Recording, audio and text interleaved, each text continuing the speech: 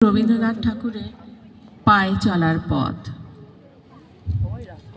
এই তো পায়ে চলার পথ এসেছে বনের মধ্যে দিয়ে মাঠে, মাঠের মধ্যে দিয়ে নদীর ধারে, খেয়াঘাটের পাশে বট গাছতলায়। তারপরে ওপারের ঘাট থেকে বেঁকে চলে গেছে গ্রামের মধ্যে। তারপর তিসির ক্ষেতের ধার দিয়ে, আমবাগানের ছায়া দিয়ে, পদ্মদিঘির পাড় দিয়ে, রথতলার পাশ দিয়ে কোন গায়ে গিয়ে পৌঁছেছে জানি না।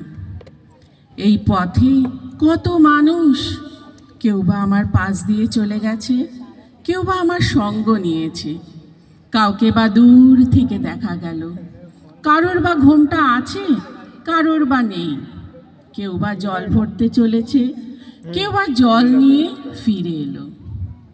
এখন দিন গিয়েছে, অন্ধকার হয়ে আসে। একদিন এই পথকে মনে হয়েছিল আমারই পথ, একান্তই আমার।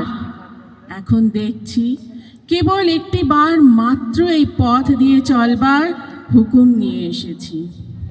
নেবুতলা উজিয়ে সেই পুকুর পাড়, দ্বাদশ দেউলের ঘাট, নদীর চর, গোয়াল বাড়ি, ধানের গোলা পেরিয়ে সেই চেনা চাউনি, সেই চেনা মুখের মহলে আর একটি বারও ফিরে গিয়ে বলা হবে না, এই যে এই পথ যে আমার পথ, চলার পথ, এই পথ ফেরার পথ নয়।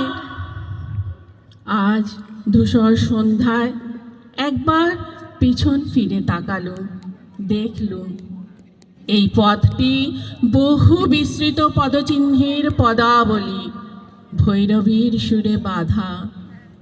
যতকাল যত পথিক চলে গেছে, তাদের জীবনের সমস্ত কথাকে এই পথ আপনার একটি মাত্র ধূলিরেখায় সংক্ষিপ্ত করে এঁকেছে।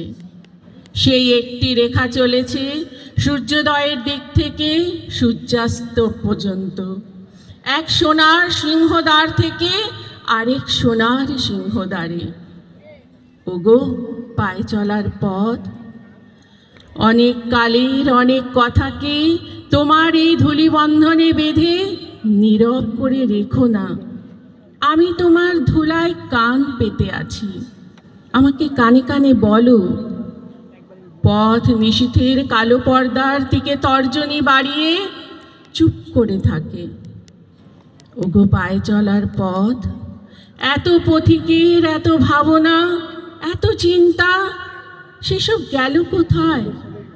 বোবা পথ কথা কয় না, কেবল সূর্যোদয়ের দিক থেকে সূর্যাস্তের দিক পর্যন্ত ইশারা মেলে রাখে। ওগো পায়ে চলার পথ, তোমার বুকের ওপর যে সমস্ত চরণপাত একদিন পুষ্প বৃষ্টির মতো এসে পড়েছিল, আজ তারা কি কোথাও নেই?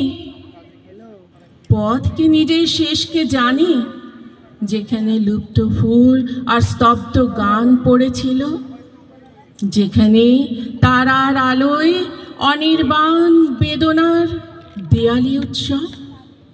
নমস্কার।